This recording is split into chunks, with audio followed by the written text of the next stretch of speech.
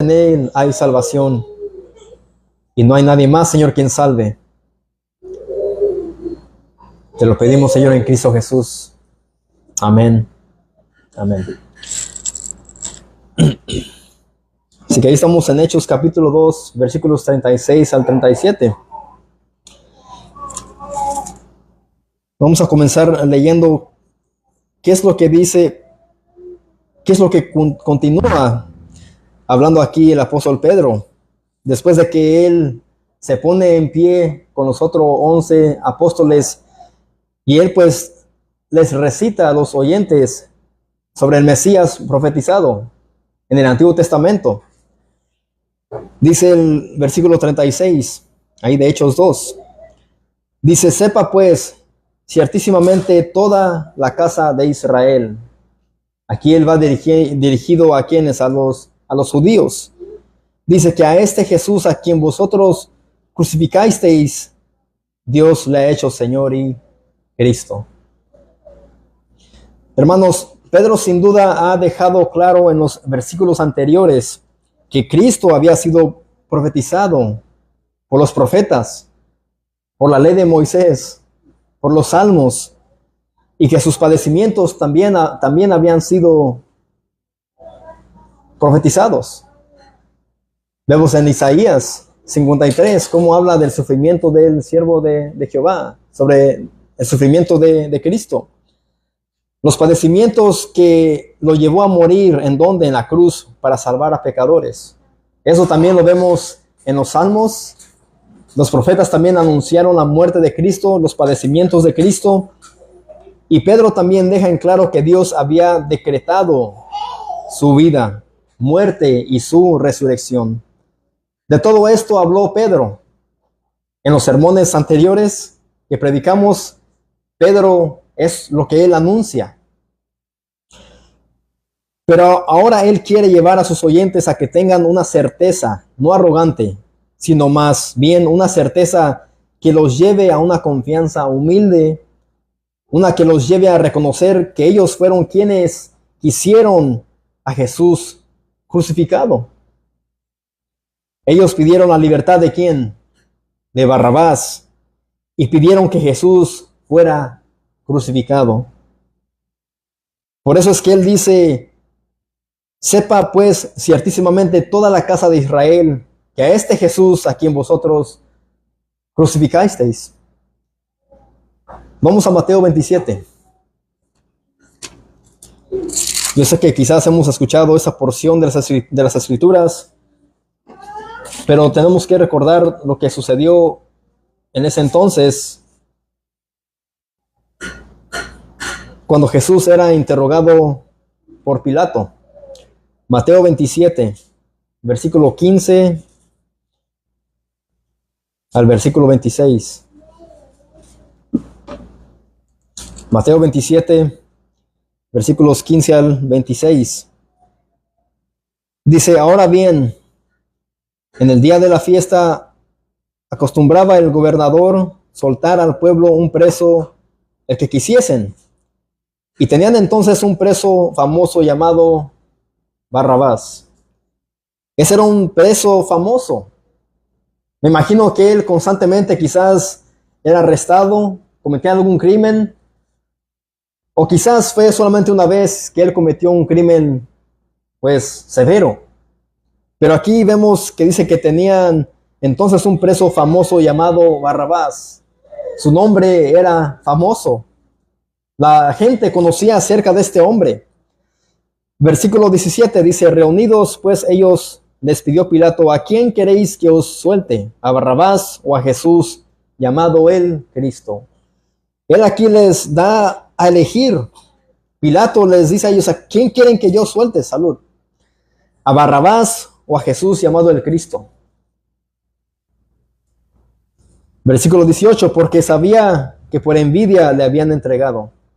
Él bien sabía que era por envidia, era por un crimen por el cual Cristo había sido entregado. Pilato sabía que era por envidia. Pilato bien sabía que no era por un crimen que Jesús había cometido, sino que quizás era por el propio pecado de aquellos que habían entregado a Jesús por envidia. Versículos 19.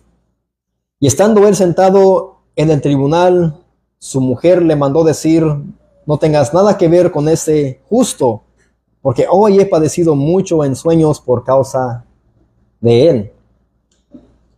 Mis hermanos, Barrabás era un hombre violento y un asesino en contra de la autoridad civil. Pero en vez de soltar valientemente a Jesús, el inocente, era un acto de justicia. Pilato mostró su cobardía al intentar manipular a la multitud para que eligieran a Jesús en vez de a Barrabás, y al final entregar a la muerte a un hombre que sabía que era inocente. Pero después de esto viene la mujer de Pilato y le dice a ella: no tengas nada que ver con este justo, no tengas nada que ver con este Jesús el Cristo, porque hoy he padecido mucho en sueños por causa de él. Y yo creo, mis hermanos, que Dios le mostró a esta mujer, a la mujer de Pilato, que Jesús era inocente.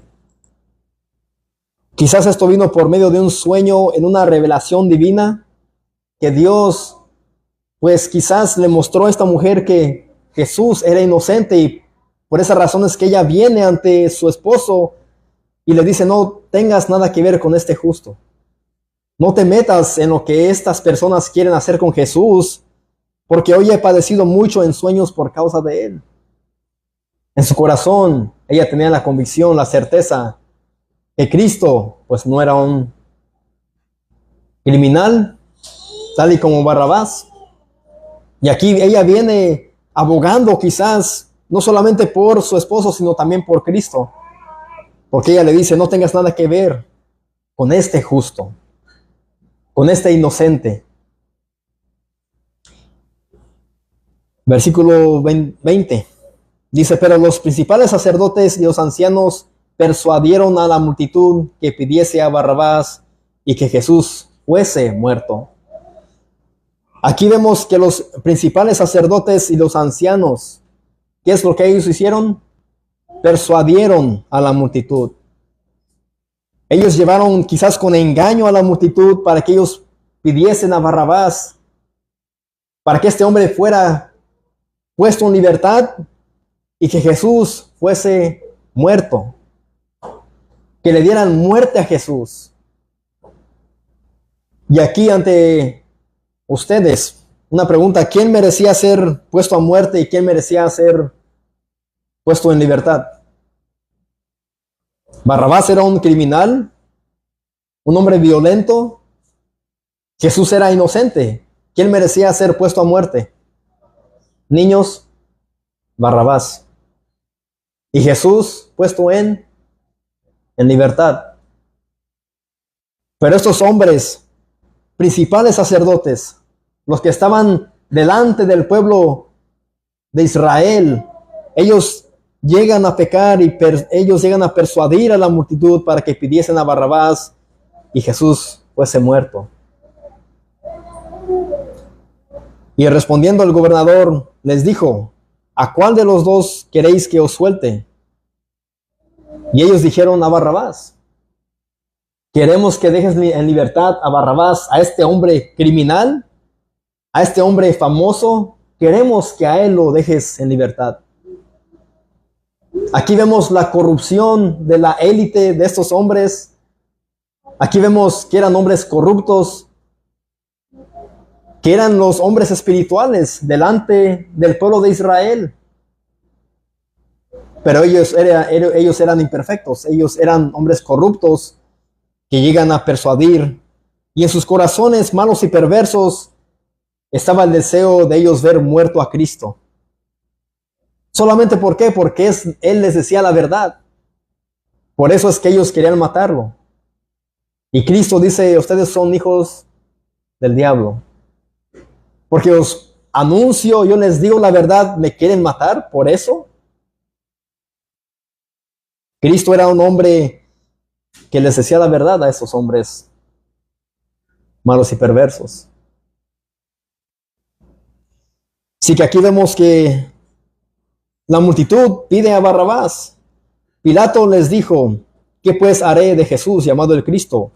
Todos le dijeron: sea crucificado.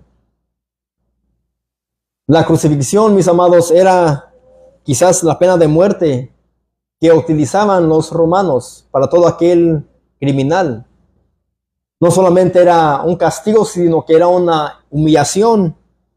Y los que estaban ahí crucificados, pues estaban ahí expuestos ante todos, desnudos,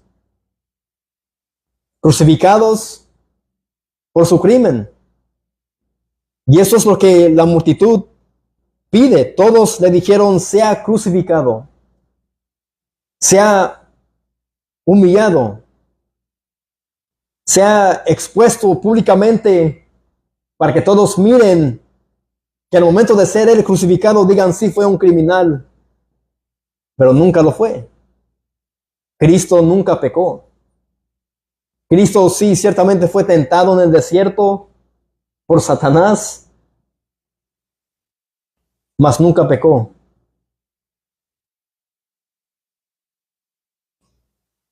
Y el gobernador les dijo: pues qué mal ha hecho este. Tráigame pruebas. Quiero que me digan qué mal ha hecho este Cristo a quienes ustedes quieren ver crucificado. Traigan pruebas. ¿Qué haré de él? Ningún mal ha hecho. Pero ellos gritaban aún más diciendo: sea crucificado, sea crucificado. No habían pruebas.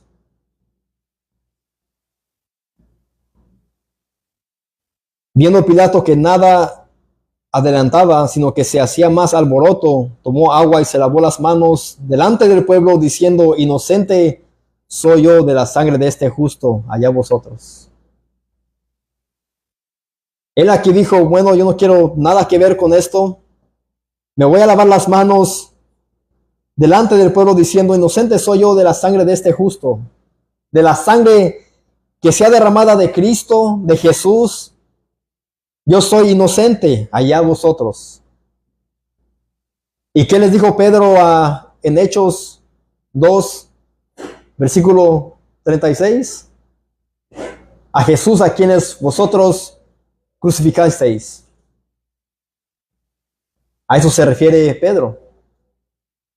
Ellos querían ver a Cristo crucificado, entonces Pedro les predica a ellos y les dice: sepa pues ciertísimamente toda la casa de Israel, a este Jesús a quienes ustedes quisieron ver crucificados, de este les predico ahora. De este estoy yo anunciando, proclamando. Lo querían ver muerto, fue muerto.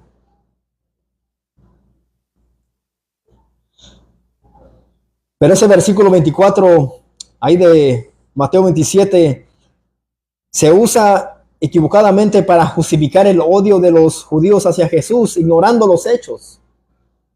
Los gentiles también, mis amados, somos culpables de la muerte de Cristo.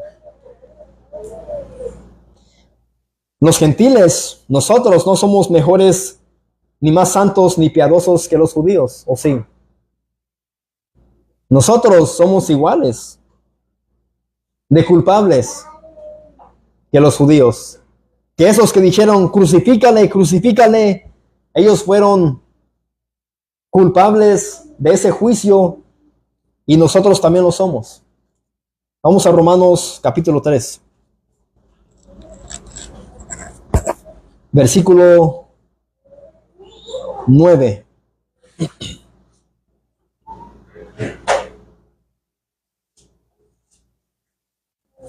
Romanos 3, versículo 9. Y después versículo 19.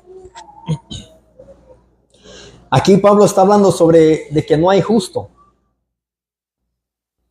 Pablo dice: no hay nadie que sea justo delante de los ojos de Dios, ni por medio de la ley, ni por medio de las obras, ni por ser judío, ni por ser gentil.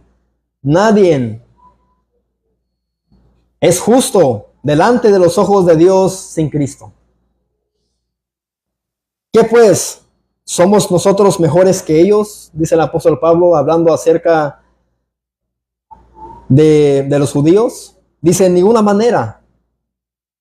Pues ya hemos acusado a judíos y a gentiles que todos están bajo ¿qué? Bajo pecado.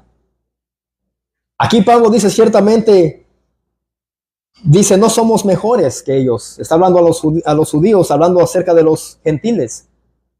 Él dice, no porque sean ustedes de la nación de Israel, significa que sean mejores que los gentiles. ¿Por qué? Porque dice él, ya hemos acusado a judíos y a gentiles, que todos están bajo pecado. Y ese término, mis amados, pues eso nos lleva a que estamos bajo condenación eterna por causa del pecado, todos, a menos que alguien esté en Cristo. Pero en su contexto, ¿de qué está hablando el apóstol Pablo? Pablo está hablando en el capítulo 1 ahí de Romanos 1 sobre la culpabilidad del hombre. No está hablando solamente de la culpabilidad del gentil, sino que él habla de toda la humanidad. Todos somos culpables.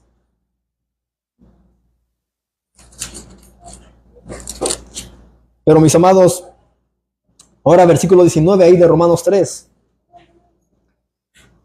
Dice, pero sabemos que todo lo que la ley dice, lo dice a los que están bajo la ley. ¿Y quiénes eran ellos? Los judíos. Para que toda boca se cierre y todo el mundo quede bajo el juicio de Dios. Aquí él, después de decir que los que están debajo de la ley, los judíos, después él dice, para que toda boca se cierre y todo el mundo quede bajo el juicio de Dios. Él dice, tanto judío como gentil están bajo el juicio de Dios. Ya que por las obras de la ley ningún ser humano será justificado delante de él, porque por medio de la ley es el ¿qué? El conocimiento del pecado. La ley solamente nos ayuda a ¿qué? A reconocer nuestro pecado, mas no nos salva.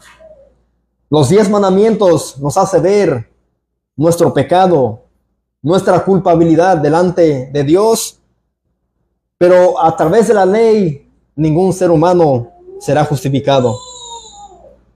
¿Es solamente a través de qué? Solamente a través de Cristo. Así que, mis amados, nuestros pecados pasados, presentes y futuros ya fueron puestos sobre Cristo. ¿En dónde? En la cruz. Cada pecado de cada creyente han sido imputados en el único inocente que fue Cristo. Así que no solamente eran los judíos quienes quisieron ver a Cristo crucificado, sino que tú y yo también lo crucificamos en la cruz. Nosotros también éramos culpables.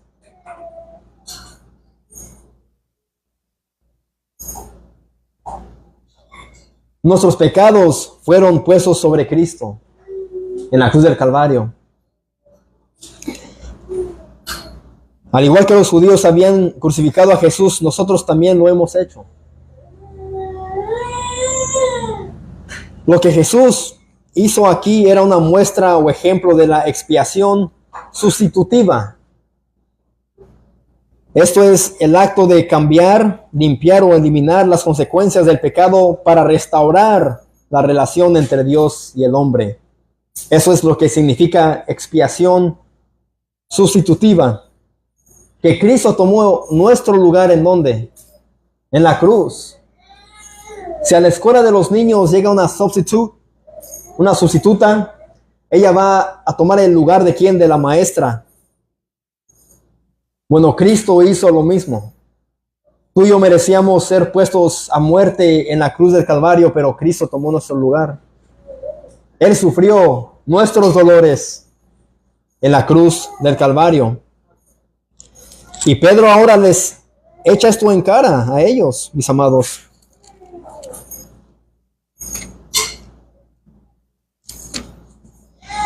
Él les echa eso en cara para que puedan sentir la carga de su propio pecado. Cuando ahí en Hechos 2, versículo 36,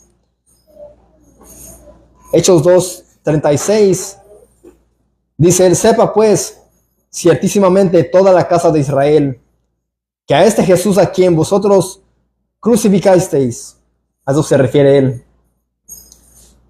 Ahora él quiere que sientan el peso de su pecado. ¿Por qué razón? Porque Juan 1:11 dice: a los suyos vino y los suyos no le recibieron. Cristo había venido a su propiedad, a su pueblo. El rey de Israel vino al pueblo que tenía las promesas de su venida, pero ellos, mis amados, lo habían rechazado. Ellos habían rechazado al único Cristo que los podía salvar. Así que, como dije, Cristo pues tomó nuestro lugar. La expiación a través del sacrificio de Cristo, mis amados, cancela el pecado y permite la justificación, santificación y glorificación de los creyentes.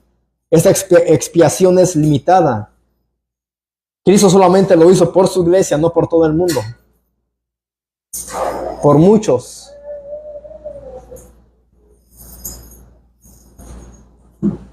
Así que, mis hermanos, Dios es soberano, pero el hombre es responsable en la historia de la redención. Dios es soberano. Y lo que Dios hace, lo que Dios permite, está a la perfección. Si Dios permitió la vida, muerte y resurrección y los padecimientos de Cristo, estuvo bajo su decreto. Él es perfecto. Dios elige a los suyos, pero el hombre es responsable por su pecado. Dios elige a algunos por la razón que el hombre natural no quiere ni puede buscar ni elegir a Dios, porque está bajo pecado. El hombre en sí no puede elegir a Dios, no puede buscar a Dios. ¿Qué es lo que dice el apóstol Pablo en Romanos 3?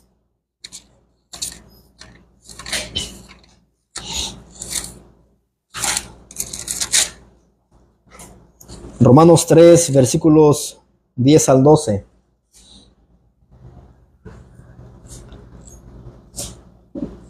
Y quiero que vayan pensando en todo esto y en lo que Pedro está diciendo. Por eso es que yo estoy recitando esto, que lo hemos escuchado una y otra vez.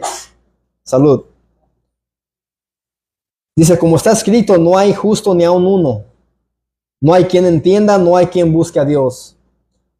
Y si Pablo lo dice, mis amados, inspirado por el Espíritu Santo, si es palabra inspirada por Dios, y cuando dice nadie, no hay nadie quien busque a Dios, es que es nadie. ¿Quién nace buscando a Dios? ¿Nuestros niños van en busca de Dios? ¿Van en busca de Cristo? No, a nuestros hijos se les tiene que predicar el Evangelio, tal y como lo está haciendo Pedro a estos oyentes en Hechos. A ellos también se les es necesario predicar sobre Dios, sobre Cristo, el Evangelio. Porque aquí Pablo dice: no hay quien busque a Dios. Todos se desviaron, a una se hicieron inútiles. Se hicieron buenos para nada. Se hicieron buenos para hacer su voluntad solamente y no la voluntad de Dios. El ser humano, mis amados, siempre va a tratar de hacer su voluntad y no la voluntad de Dios. El ser humano se aferra a ganar su propia vida, mas nunca en él está el deseo de buscar de Dios. Si nosotros como creyentes, mis amados, batallamos en la búsqueda, en la intimidad con Dios, ¿cuánto no más los incrédulos? ¿Cuánto no más nuestros niños que no son creyentes?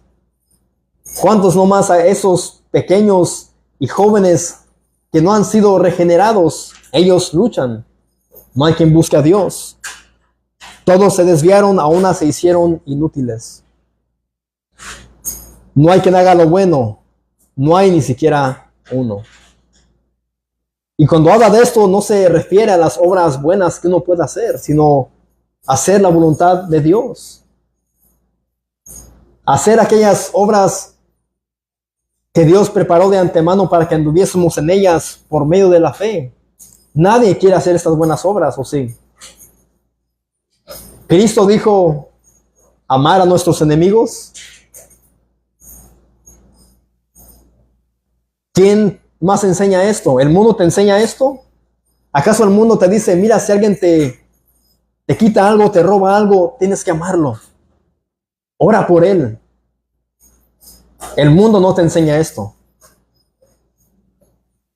El mundo te enseña, te pega, pégale para atrás. Te ofende, oféndele tú también. Cristo nos enseña algo más, algo diferente. Es el amar. No hay quien haga lo bueno, no hay ni siquiera uno.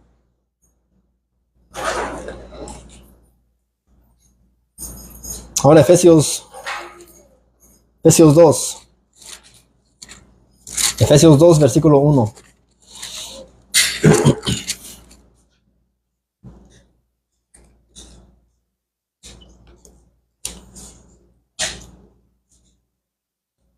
Dice, y Él os dio vida a vosotros. Pablo dice, y Dios os dio vida a vosotros. Él está hablando a creyentes y Él le dice, Él, Dios, les ha dado vida a ustedes. ¿Cuándo? ¿En qué momento? ¿En qué condición? Cuando estabais muertos en vuestros delitos y pecados. En esa condición tan horrenda, en una condición tan pecaminosa, cuando estaban muertos en Cristo, en ese momento Dios les dio vida a ustedes. No es que nosotros hayamos amado a Dios, sino que Dios nos amó. Por esa razón es que nosotros llegamos a amar a Dios, porque Él nos amó primero. El ser humano no puede amar a Dios. Si no tiene un corazón que ha sido cambiado, transformado, el ser humano no puede amar a Dios, no importa cuándo profese o diga creer en Dios, porque los demonios también creen y tiemblan. Esa es la fe de los demonios. Muchos tienen la fe de los demonios. Y los demonios, ellos tiemblan. El ser humano dice, yo creo en Dios, pero no tiembla ante su presencia. Porque el ser humano, como dije, hace su propia voluntad. El ser humano odia, aborrece, ofende, hiere a las personas, odia, menosprecia, no solamente a su prójimo, sino también a Dios. En esa condición estaban, dice Pablo. Él os dio vida a vosotros cuando estabais muertos en vuestros delitos y pecados.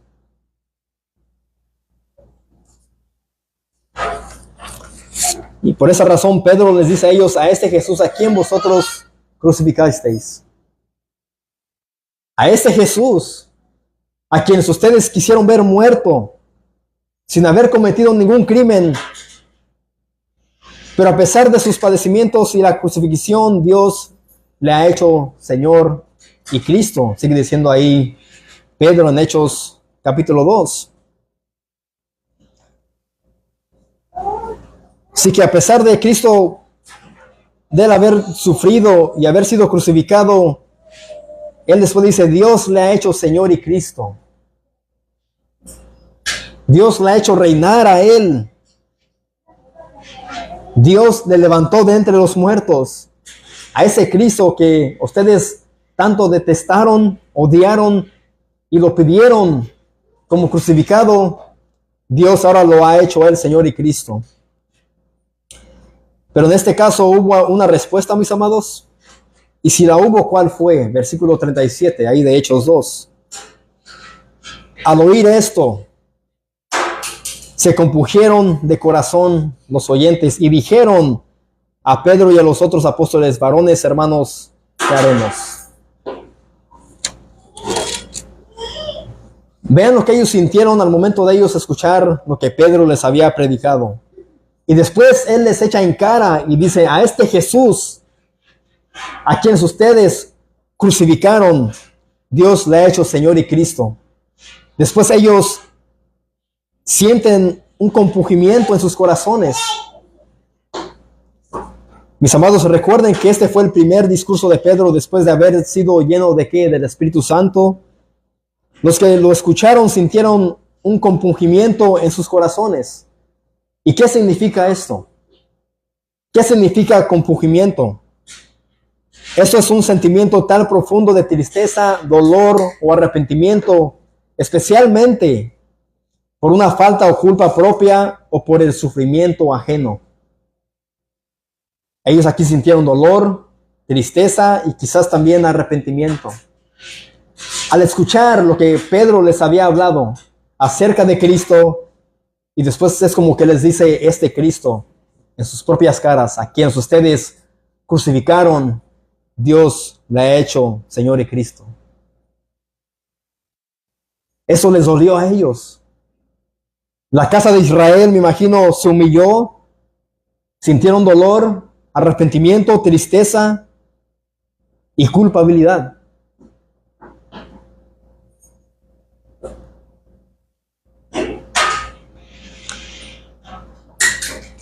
Mis amados, el dolor que ellos sintieron no fue por ellos mismos, primeramente, sino por lo que Cristo padeció al ser crucificado en la cruz. Después ellos sintieron dolor por su culpabilidad, por su pecado, por su maldad. Ellos sintieron dolor, tristeza, por lo que Cristo hizo, por lo que Cristo padeció. Es como que sus corazones fueron cortados con las verdades del Evangelio. Sus corazones fueron impactados tan duramente que ellos sintieron un compungimiento. Les dolió. Pedro les dio en el blanco. Pedro llegó a hablarles y les dolió donde más les iba a doler, en sus corazones. Hermanos, eso es lo que debemos de hacer nosotros. Es lo que debe causar cada vez que nosotros compartamos y prediquemos a los no creyentes. Aquí vemos que Pedro les anunció un mensaje bonito. Él les echó en cara lo que ellos habían hecho, ¿no? Y nosotros cuando prediquemos debemos de presentar ¿qué? La ley de Dios. Y decirles a los incrédulos, ustedes han quebrantado parte de los 10 mandamientos, son culpables. Merecen infierno. Merecen un castigo eterno, por una eternidad.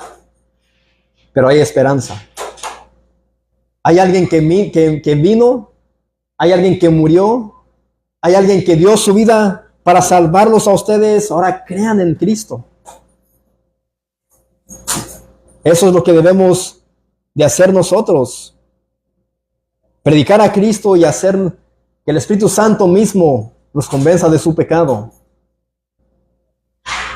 Aquí no vemos que Pedro usó ningún método humanista. Aquí Pedro no utilizó ningún método carnal, ningún método del mundo, ningún mensaje que llene el ego a sus oyentes. Aquí él les habló con la verdad, presentó a Cristo. Después él les dijo, ese Jesús a quien vosotros crucificasteis. Ustedes lo quisieron ver muerto, ahí está el resultado. Mis amados, hagamos esta labor tan demandante de parte de Dios para que los incrédulos sientan el peso de su pecado y el Espíritu Santo los convenza de él. Esto es el modelo a seguir. Si funcionó con los apóstoles y la iglesia primitiva, debemos también nosotros utilizar este método bíblico. Para que personas sean salvas y lleguen a Cristo, vengan a Cristo, usemos lo que Pedro utilizó. ¿Qué fue qué? Solamente predicar a Cristo.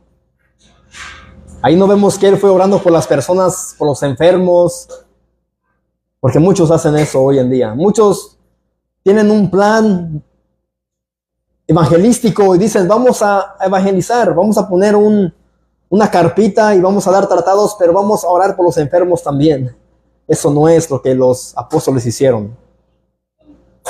Sí, vemos que ellos hicieron milagros y todo eso, pero eso era ¿para qué? Para mostrar que Dios les había dado autoridad a ellos para mostrar y hacer señales y milagros y prodigios. Después de ahí, después de lo que ellos hicieron, ya no vemos más ese método.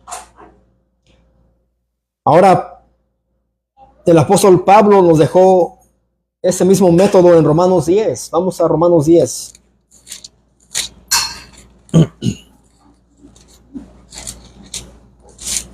Romanos capítulo 10, versículos 8 al 15.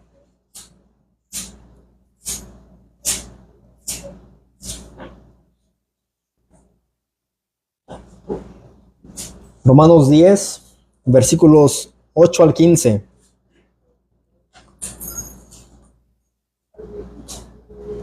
Dice el apóstol Pablo, ¿mas qué dice? Cerca de ti está la palabra en tu boca y en tu corazón. Esta es la palabra de fe que predicamos.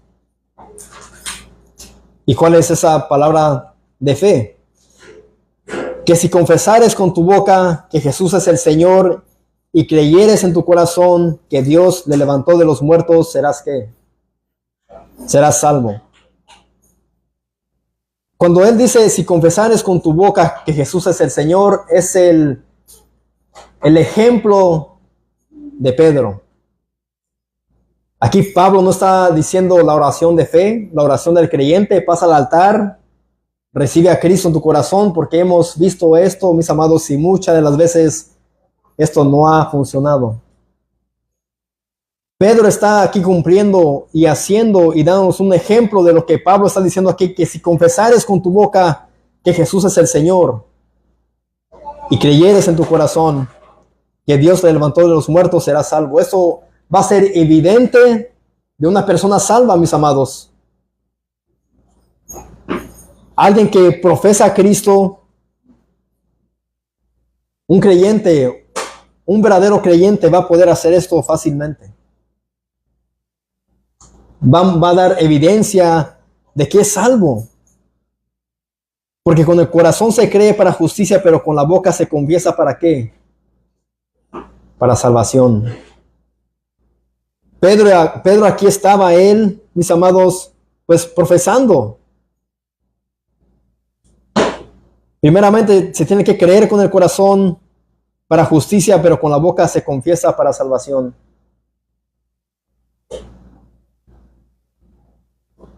Pues la Escritura dice, todo aquel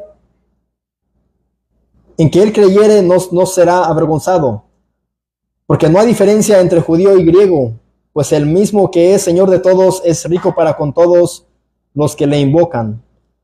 Porque todo aquel que invocare el nombre del Señor será salvo. ¿Cómo pues invocarán a aquel en el cual no han creído? Así que ¿cómo es que alguien va a poder invocar a Cristo en lo cual no han creído? ¿Y cómo creerán en aquel de quien no han oído? Así que debemos de predicar a Cristo, ¿sí o no? ¿Para qué? Para que personas puedan creer y después ellos puedan invocar a aquel en quienes ellos han creído. Primeramente está la predicación. Después de eso, pues los creyentes, si el Espíritu Santo los convence de su pecado, ellos van a creer y ellos también podrán ¿qué? Invocar en aquel en que ellos han creído. ¿Y cómo creerán en aquel de quien no han oído? ¿Cómo es que los incrédulos van a creer en aquel de quien no han oído? El evangelio debe de ser audible, no solamente visible, porque podemos, como dije, hacer muchos eventos sin predicar a Cristo. Se puede hacer venta de comida dentro de las iglesias, yard sales, sin predicar a Cristo. Podemos ver esta casa de Dios, esta cueva de ladrones, donde se predica la prosperidad. ¿Ellos qué hacen? Tienen yard sales, venden comidas, pero ¿ustedes creen que ellos van a presentar la ley a Cristo crucificado? no lo creo. Si lo hicieran, mis amados, ese lugar no habría tanta gente en esa iglesia. Está a reventar. Ellos, esto que quieren, ellos solamente satisfacer el ego, el bienestar de los niños, jugando juegos de fútbol, todo eso. No está mal, no está mal. Pero ellos solamente se enfocan en puro evento, evento, evento. Y esa iglesia está llena. ¿Cómo está el parqueadero? Está lleno. ¿Cómo está aquí nuestro parqueadero? Nuestra entrada, solamente 2 carros. Mi motivación no es llenar este lugar de personas inconversas. Es que ustedes sean llenos de la palabra de Dios, del Evangelio y Cristo. Eso es fácil hacer. Llenar el ego, satisfacer los deseos de la carne, pasar un buen tiempo. Sin predicar a Cristo es fácil. Le dije a mi esposa la última vez que una vez pasamos por ahí, le dije, vamos ahí a predicar a Cristo, ahí donde están todos. Predicarles incluso al pastor de ese lugar y a sus miembros para ver qué es lo que ellos piensan de este mensaje bíblico. ¿Qué harán ellos? ¿Qué harán? Si nos paramos en medio de ese lugar con una bocina y les predicamos a ellos, nos odiarán. Ellos tienen sus car wash, lavan carros y todo eso y anuncian Cristo te ama, es todo lo que hacen. Es fácil decir Cristo te ama. Pero es fácil decir arrepiéntete y cree en Cristo. Arrepiéntete de tu pecado y cree en Cristo para salvación de tu alma. Eso no es fácil. El pintar un sign, un letrero que diga Cristo te ama es fácil. Y ellos lo hacen y las personas que van manejando se les pitan, bip, bip, bip. La gente ama eso. Pero eso no convierte a nadie. Así que Pablo dice ahí, ¿y cómo creerán en aquel de quien no han oído? ¿Y cómo oirán sin haber quien les predique? ¿Cómo van a oír ellos sin haber quien les predique? Si no hay nadie quien predique a Cristo, ¿cómo van a creer? ¿Cómo van a oír? ¿Cómo van a invocar? ¿Cómo van a creer ellos? Miré una publicación en Facebook, dice, la mies es mucha y los obreros son cobardes. No dicen son pocos, dice son cobardes. A veces el cristianismo, mis amados, ha llegado a un punto de cobardía. Que tememos más bien a aquel que nos pueda insultar y no tememos a Dios quien nos ha salvado. La mies es mucha y los obreros son cobardes y pocos. Esa es la realidad. Hay cientos de iglesias a nuestro alrededor y ¿cuántos salen a las calles? ¿Cuántos salen a predicar a Cristo? Que solamente hubiera 2 de cada iglesia predicando el evangelio bíblico, yo creo que habría persecución. Yo creo que habría más personas odiando a los cristianos. Es lo que hacen las iglesias. Venden platos de comida, de pollo asado, es todo lo que hacen. La gente va, recoge su plato y no predican a Cristo.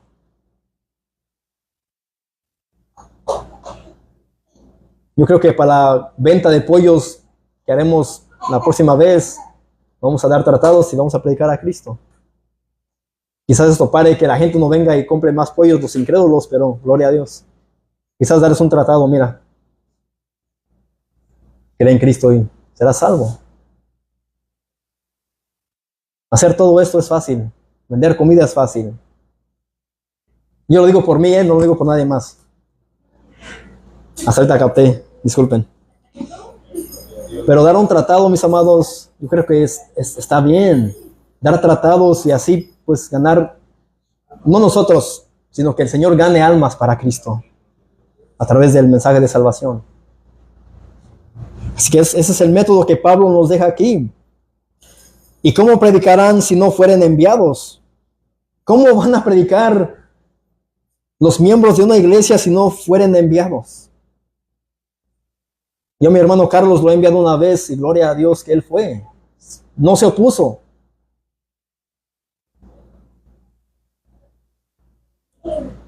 Como está escrito, cuán hermosos son los pies de los que anuncian la paz, de los que anuncian buenas nuevas.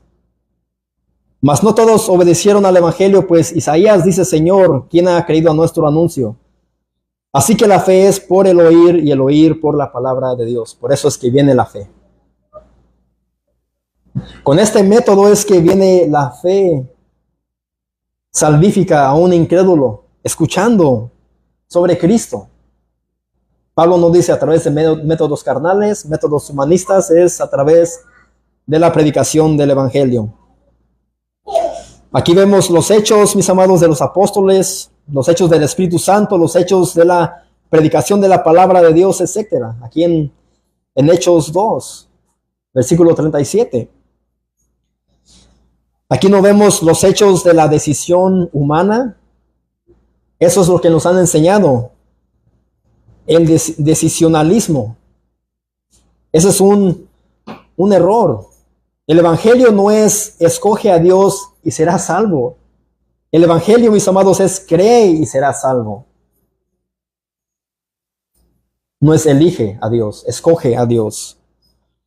Aquí no vemos, como dije, los hechos de la decisión humana por haber elegido a Cristo, a Dios.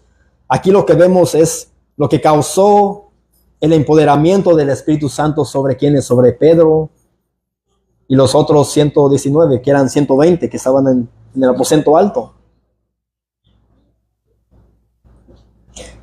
El Espíritu Santo, mis amados, empuña la palabra como un cuchillo o espada para atravesar el corazón con la convicción de pecado.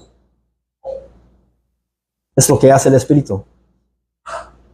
Es lo que hace la palabra de Dios. Eso lo dice en en Hebreos 4, versículo 12 al 13.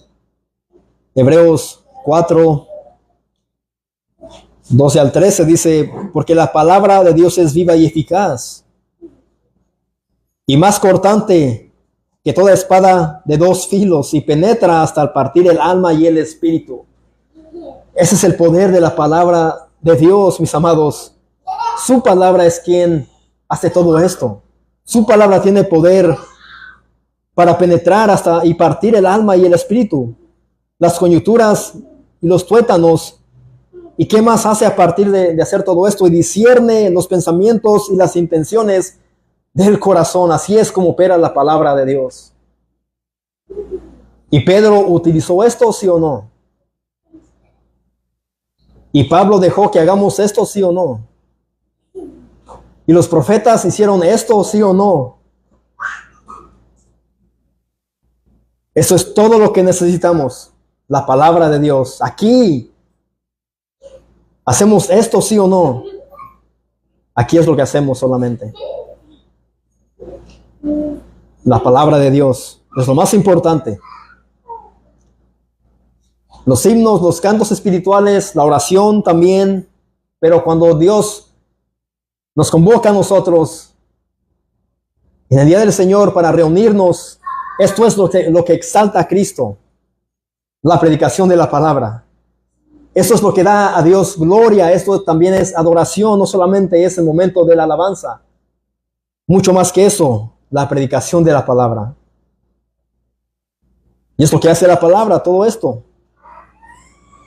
Y no hay cosa creada que no sea manifiesta en su presencia. Antes bien, todas las cosas están desnudas y abiertas a los ojos de aquel a quien tenemos que dar cuenta.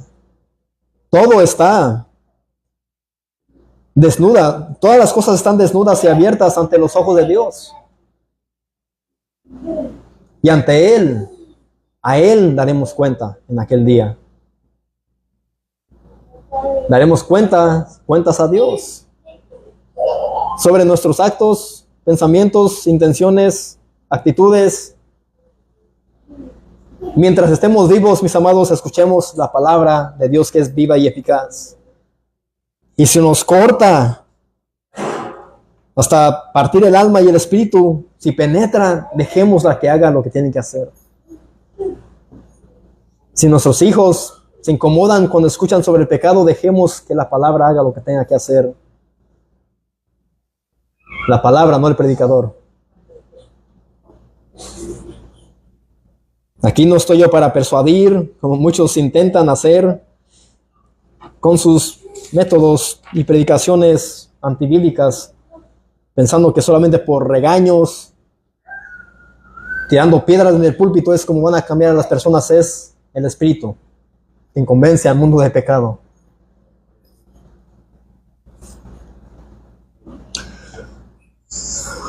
Regresemos a Hechos 2. Versículo 37, todavía estamos ahí. Vemos que ellos al oír esto se compungieron de corazón y dijeron a Pedro y a los apóstoles: hermanos, ¿qué haremos? Pero así que la palabra de Dios, mis amados, hará que algunos rechacen a Cristo y a otros pues van a creer en Cristo. Algunos lo rechazarán porque odian la verdad acerca de su pecado, y otros llorarán y se lamentarán, primeramente por Cristo y después por su pecado. Pero después de haber sentido esto en sus corazones, dijeron a los otros apóstoles: varones hermanos, ¿qué haremos? Hubo respuesta a la predicación de Pedro, a su primer discurso. Hubo una gran respuesta. Ellos sintieron peso por su pecado, compungimiento en sus corazones, y ahora ellos dicen: varones hermanos, ¿qué haremos? Aquí vemos una actitud humilde, que a eso los llevó el primer discurso de Pedro, a una respuesta humilde, y para que ellos pudieran ver al Cristo de la gloria a través de la predicación de Pedro. Y después sintieron peso por su pecado y ahora están lamentando: hermanos, ¿qué haremos? Ellos aquí fueron movidos por la verdad que Pedro les anunció sobre Cristo. Muchos que estaban dispuestos a hacer lo que fuera para responder correctamente a esta revelación divina que solamente Dios se las reveló a ellos. ¿Mediante quién? Mediante Pedro. Es lo que Dios hace, mis amados. Dios usa a vasos frágiles de barro para su gloria. Somos vasos de honra.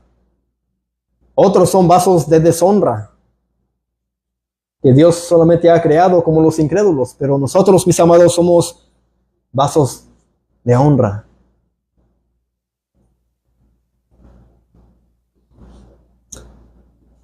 Aquí no vemos que Pedro tuvo que organizar algún evento cultural con mariachi, un festival con comida mexicana, hondureña, en su lugar de reunión para atraer a las personas. No dio un discurso humanista o motivacional para alimentar el ego de los oyentes. No presentó un Jesús tipo hippie o hizo algún concierto cristiano, como lo hacen aquí en Raleigh, que viene Cristín Di Clario y todos ellos, Marcos Witt. Y ahí van los cristianos corriendo al concierto cristiano. Pedro no hizo nada de esto. A Pedro no le tomó días, semanas, meses para organizar esto, sino que en ese momento, cuando él fue empoderado con el Espíritu Santo, se paró con los otros 11 y les predicó en el día de Pentecostés. Y no fue el día en Pentecostés que hizo esto, no fue un avivamiento. Pentecostés fue el Espíritu de Dios quien avivó a estos hombres para predicar, quien los empoderó a ellos para predicar a Cristo. El Espíritu Santo ayudó y capacitó a Pedro para predicar a Cristo y confesarlo delante de los hombres. Vayamos a Lucas 12.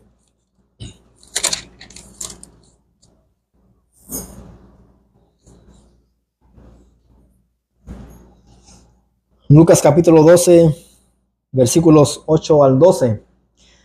Ya es lo último que voy a leer.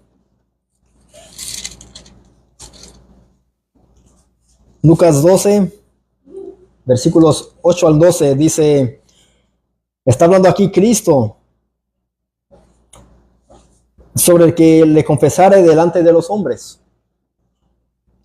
Dice, os digo que todo aquel que me confesare delante de los hombres, también el Hijo del Hombre le confesará delante de los ángeles de Dios.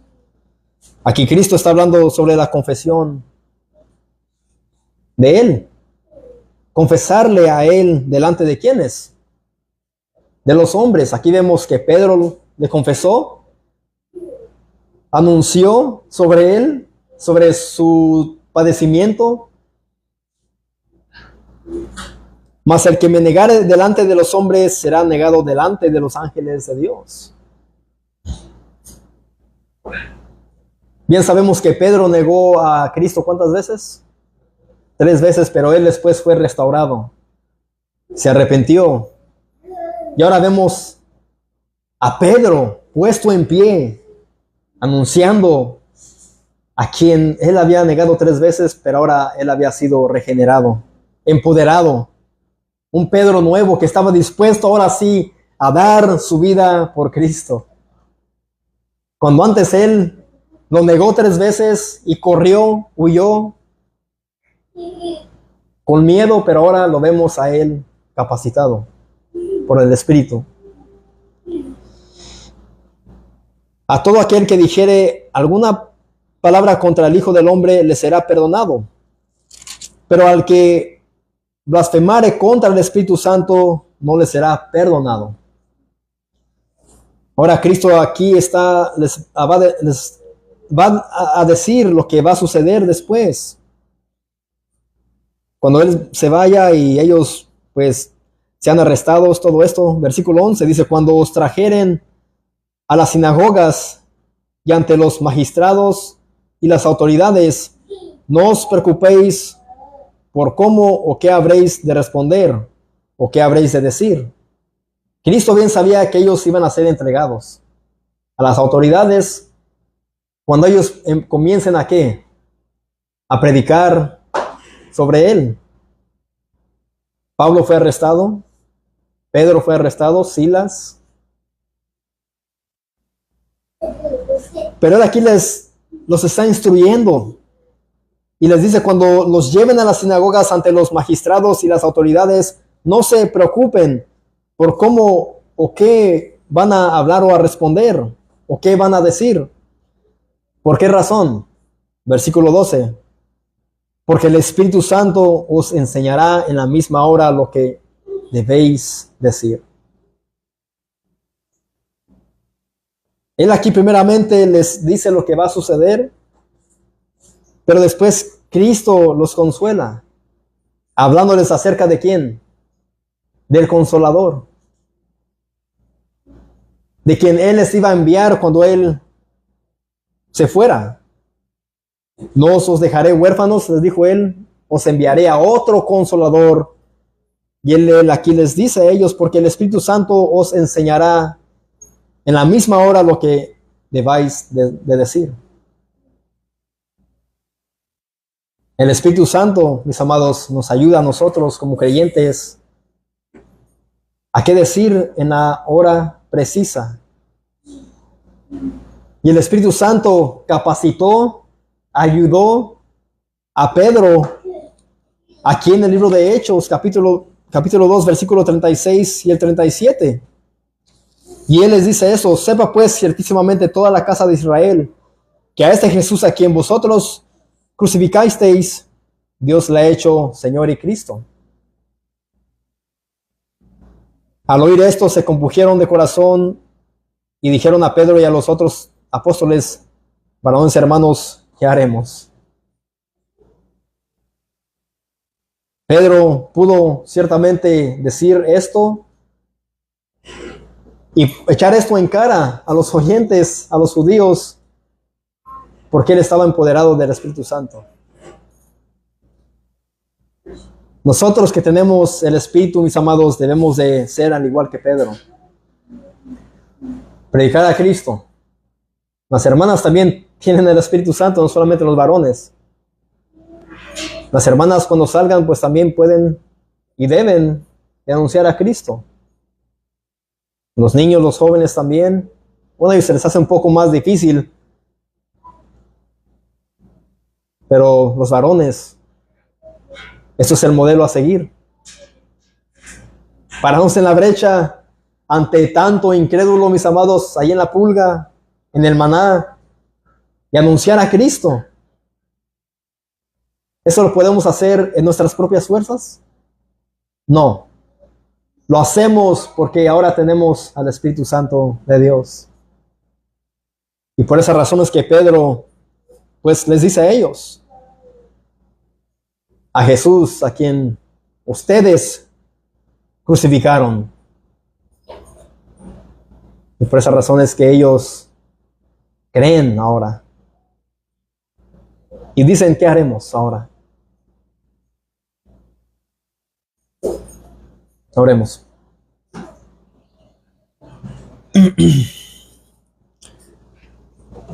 Señor, gracias, Padre, por tu palabra.